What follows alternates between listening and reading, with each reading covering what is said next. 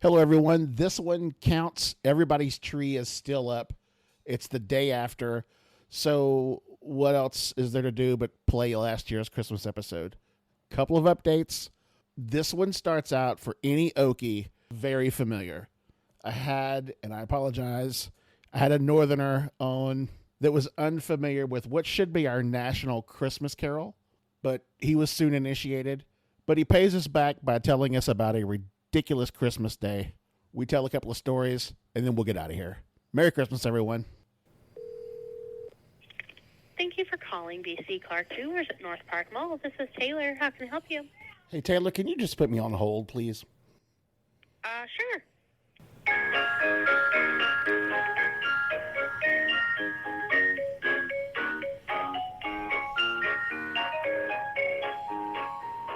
Scott, what is that music? It's an Oklahoma thing.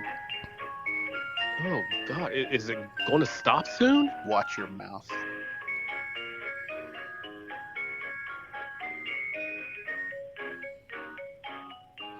Edward, Merry Christmas, buddy.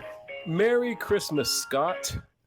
This is, for all of you that wasn't paying attention to that last sentence, this is the Christmas episode. This is our first, ending our first year. That's not even really fair to say. This is the 11th or 12th episode, depending on when this one airs. So, a couple of months. Merry Christmas, nonetheless. Right. Hey, so today, being the Christmas episode, we're going to talk about Christmases from our youth. I don't want it to become like in my day and shaking our bony fists at the kids on the yard.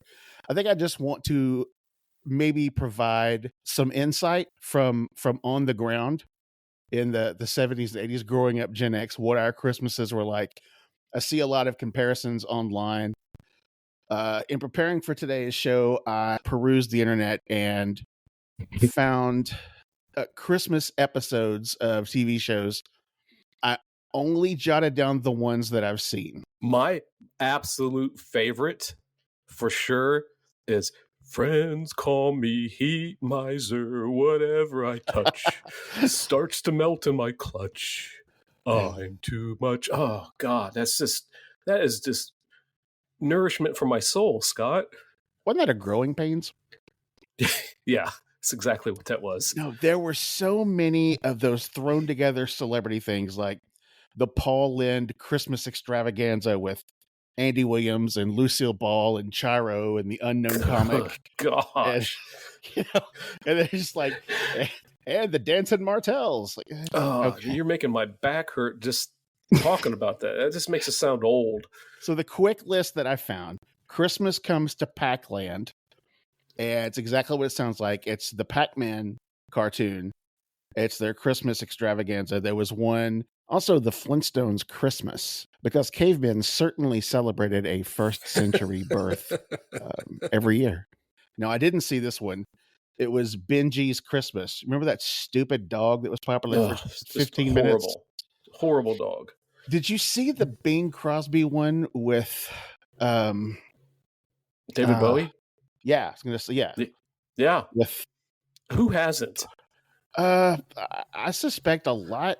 The whole time when Bing's looking at this, I wish that Limey would shut up.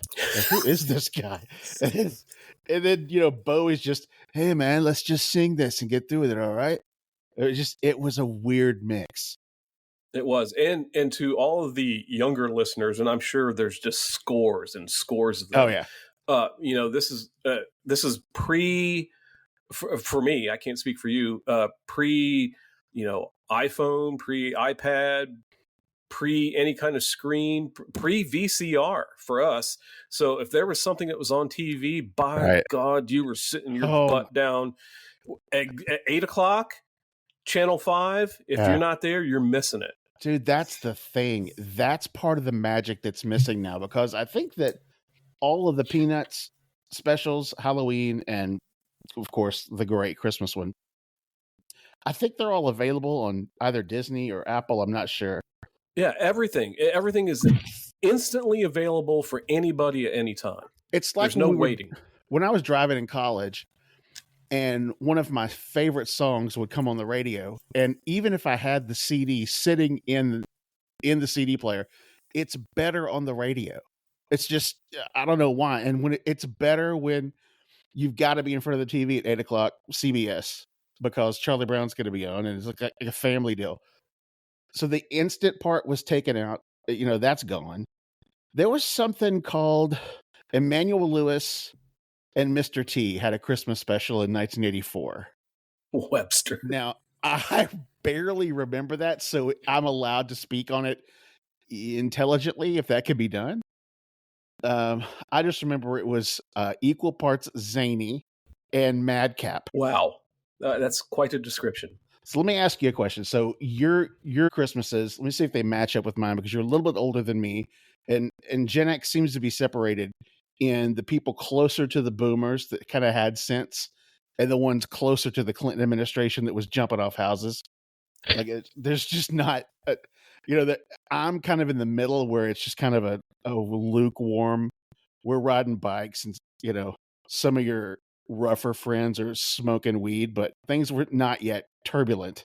So that's not how it was with me. Really? No, not. I mean, so I first of all, I grew up in northern Ohio, so everything was always covered with snow. We didn't have to dream about a white Christmas. It was just a white Christmas. That's just the way it was. And then again, I was an only child, so I didn't have to fight siblings for stuff. If there was going to be presents, I was the recipient. And only me. I was the baby, and my brother's 10 years older than me. So he's 15, 16, pretending like there's a Santa Claus, and he always got something from Santa, or, the little redhead's going to get wise. And so he had a sweet deal, man. Yeah. That's a good position to be in. Yeah, it is. I mean, I'd get up, we'd open presents, and then after that, we would go to my dad's side of the family. Now, dad's side of the family lived about 30 minutes away, and they were boring, dry, old, mean, cranky. It was no fun. And literally 50% of the time, it ended up in someone getting in a fist fight. It's just horrible. What a way to bring in the newborn savior. Yes, nothing represents the birth of Jesus more than my dad and his brother getting in a fist fight out in the snow. Yankee fisticuffs. And then we would go over to my mom's side of the family, back close to where we live, and that was the fun ones, where there was jokes and food and fun and cousins, and it wasn't serious, and it was just a good time. Man, did you spend time equally between them? Oh gosh, no, way more at the fun ones than and that always angered Dad, but I mean, his family sucked, so I mean, what can you do? So when your dad's over at your mom's people's house, who did he find anybody to swing at, or did you just have to sit there and suffer? No. By that time, he usually had a thing of ice on his eye, and he's just drinking. What was it they drank then? Pabst or Schlitz or something? I don't know. And then he would say how he got sucker punched. Well, luckily it was a white Christmas. You just go outside and grab a handful of snow and stick it on the Sure, shiner. He could. Absolutely. Man, that's ridiculous. So mine were a little different. Extended family was back in Dixie. Dad's company moved us out to that far western outpost of the Oklahoma prairie, where sometimes it would snow. Sometimes you'd go outside for a 60-degree football game in the front yard on Christmas afternoon. Nice. Look at the draw. So ice? Did they have ice storms? Oh gosh, yes. And it's the wintertime, so you always have that just relentless Oklahoma prairie wind. And if it's cold, it just cuts right through you. It's miserable. By the way, I meant to say ice storms. My voice cracked like Peter Brady, so I apologize for that. What did you say? I think I said ice storms. I like it. I want that to be my ringtone. Okay, all right. We can arrange that after this podcast. So did your parents try to get away with oranges and fruit under the tree? Yes, absolutely. What is that? It's just lame. Also, lame. I think about 1/5 of the landfills in the 70s and 80s was tinsel. Tinsel and citrus. You're exactly right. That's exactly what it was. Yeah. What were those things? The silver spaghetti strings that you would throw on the tree. What was that called? Icicles. I thought that was tinsel.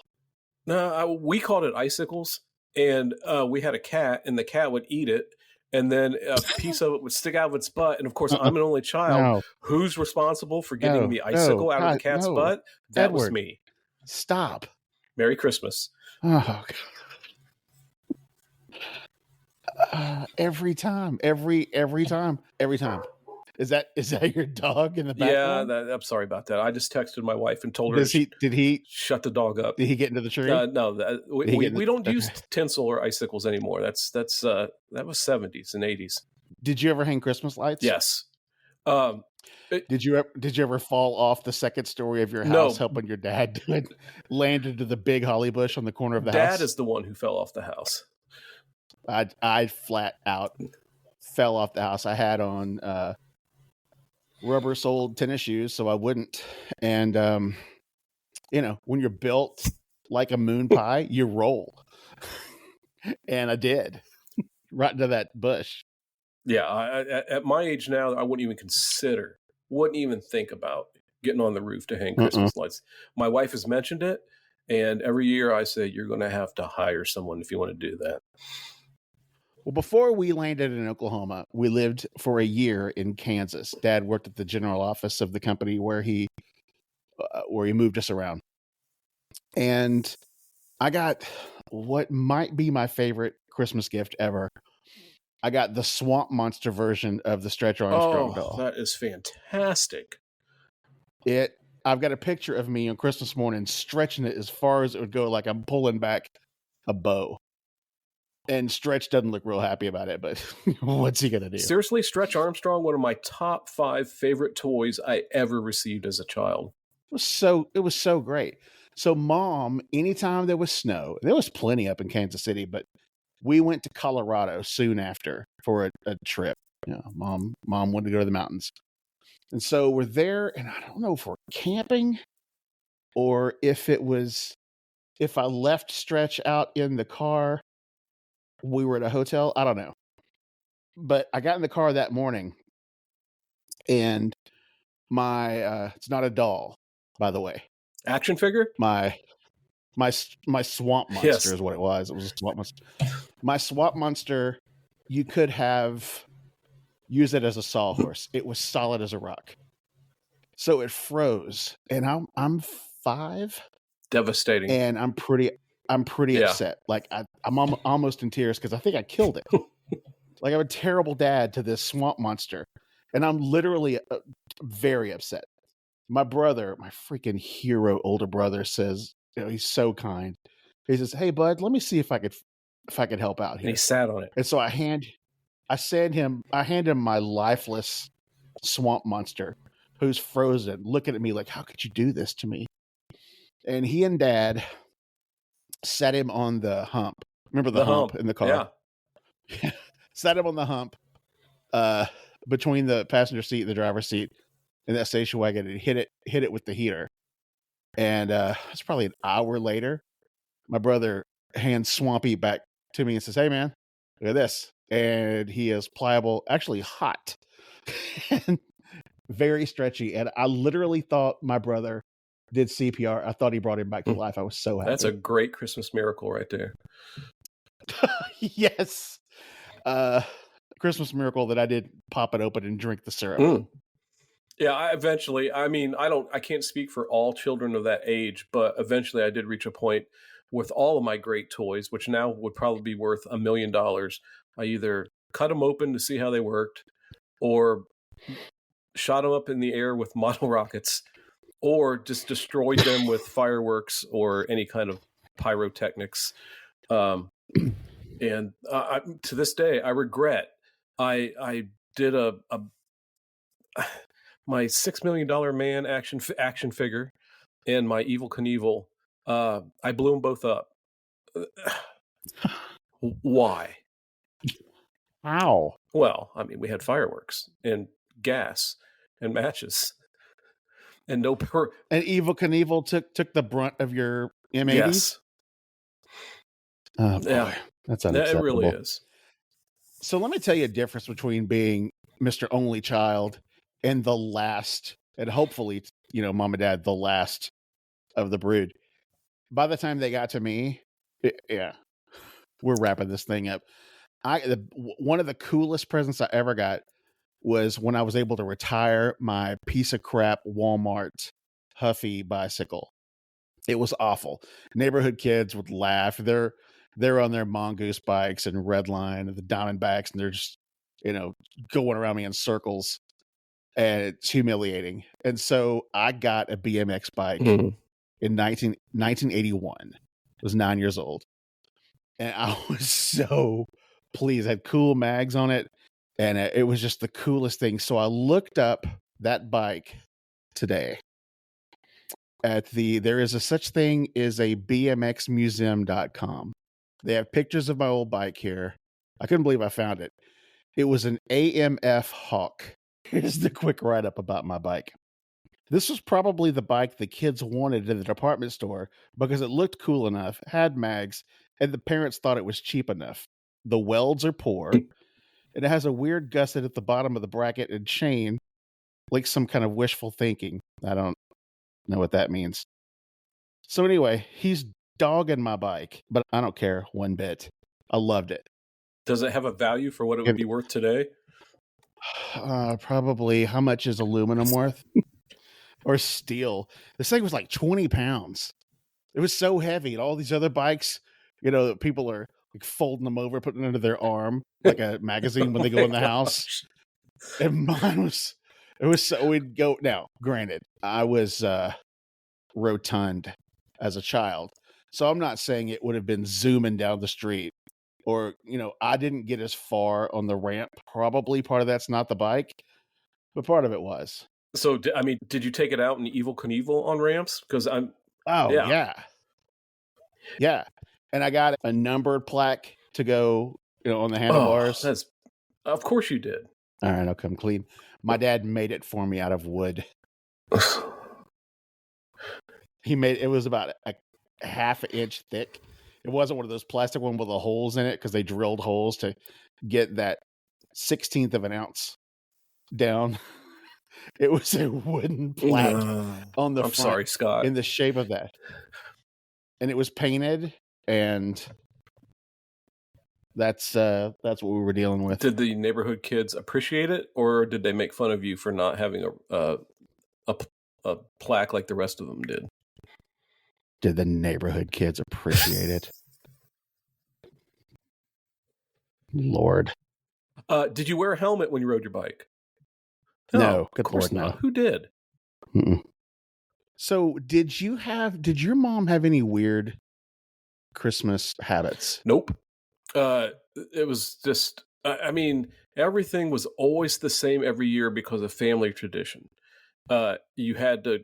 She always made baked beans, and she'd take baked beans to both Dad's family and then another thing of baked beans to her side of the family. And of course, the time-honored traditional Christmas baked beans.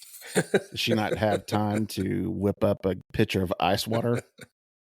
Everything was absolutely identically the same every single year until I was in my late teens and my dad's parents moved to Florida, like most old people do back in that day. And it was just boring.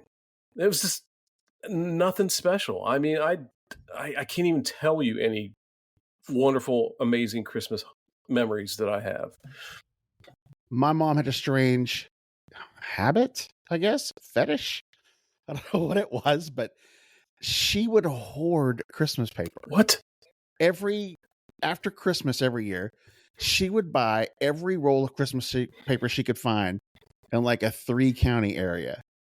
And she had her own section in the garage of wrapping paper, all different kinds. She had stuff that went back, I'm sure, in the 60s. Like every time my brother, even when I was in college, my brother and his wife would come to town to see my parents, she would load my sister-in-law down with wrapping paper in July. Like, you'll need this. And poor thing, my sister-in-law was like, I assure you, I do not need this. I've got a metric ton of this at the house. If I wad it up and use it as packing supplies. Like, I can't. if there was a year Yeah. that she did not need to buy any, would she still buy it just because it was so cheap? There was a year she didn't need to buy it in the late 60s, and then she kept buying it every year. She just got more and more. So I was never alive when she didn't need to buy it. Wow. Now, when she passed away, was that part of your inheritance? We could have. Merry Christmas. So I got.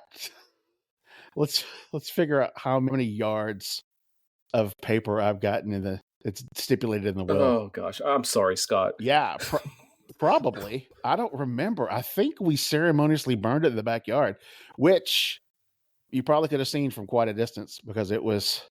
Good Lord, it was a lot of paper. Now, I do have a Christmas memory. It's a good one. I think it was, 10 years ago, where I went over to your house as adults. We're now full-grown adults, and took your old Christmas tree and burned it in the backyard. That was fun. My gosh, that was... Do you remember how fast that thing went I up? still feel the heat off that thing. That was remarkable.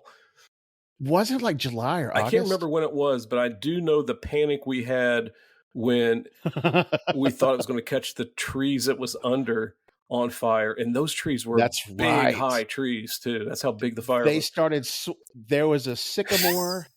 so you go down the backyard all the way down to the creek.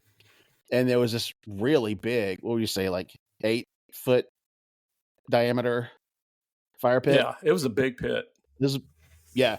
We rolled the tree in there.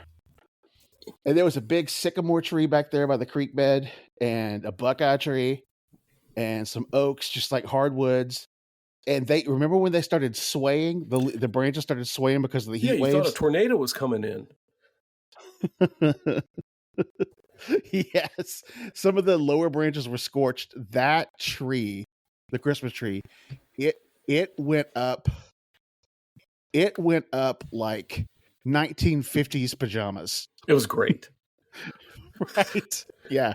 So, I forgot about your that. all-time favorite toy as a kid. Boy, if it's not the stretch doll, I'll tell you what it might be. It's not a toy, but I was probably 10 or 11. I got a 12-inch black and white TV from Woolco for Christmas. That's a nice gift. Woolco became Venture, which probably became a bingo hall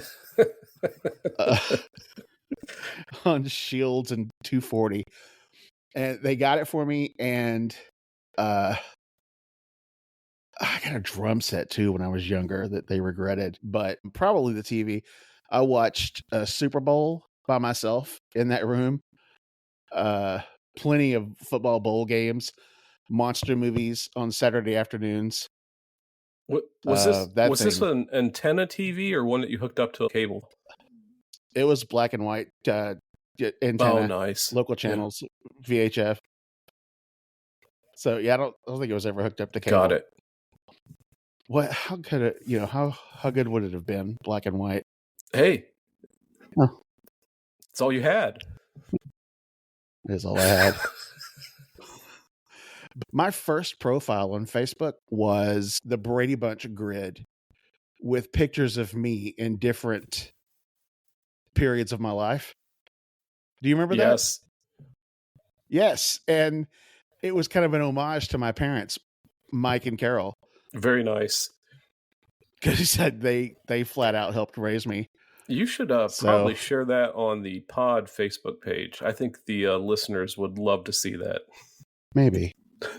So if you had, I was thinking of iconic Christmas music from the time, and I just, if I wanted to share that Christmas, those Christmases with a newer generation, let's say Gen Z or whatever's behind them.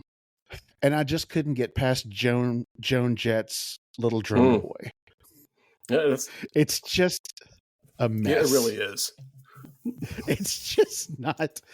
It's nothing about Joan Jett. She was a fine musician, and I love her work generally. That's terrible. It's horrible. It's horrendous. And I don't. Yeah. I don't know another thing that really captures it. Last question I've got for you here. Everybody knows the classic Christmas music, Christmas Story, and Vacation, and all the great Christmas movies of the era. Home Alone, I guess. What year did that come out? That was in the 90s, wasn't it? Oh, that might have been. Yeah. Well, it's not on this list anyway, so I'm going to keep Die Hard out of this because it's a Christmas Right. movie, and people like to claim that it's not. And I don't want to get in that argument because I don't care. But I've got 3 recommendations for you that you might want to check out before the season's over. There are 3 under the radar Christmas movies from that decade, and I will I'll give them to you here. Rocky IV. Rocky IV is a Christmas movie? Yes, I will defend that to Is the that- end. Trading Places. Trading Places What? is a Christmas movie? Trading Place. Yes, Dan Aykroyd is drunk in his filthy Santa You're right. outfit, You are absolutely right. and then Funny Farm. Chevy Oh Chase. my gosh, you just went deep on these. That's a great movie. It's a Christmas movie. There's if you've got Christmas lights and caroling and Santa, it's hard to defend that being a Christmas movie. Yeah. Or not being. Or go to the archives and check out Pee-wee's Playhouse Christmas special. What about That happened. What about the that happened, by the way? Star Wars Christmas special? I saw that on the list, and per my stupid rule, I can't talk about it because I've never seen it. It's But according to the internet, it's wildly terrible. it is horrible. I've only seen snippets, and it's just beyond atrocious. It makes that Wow. Joan Jett drummer boy seem like Handel's Messiah. That's how bad it is.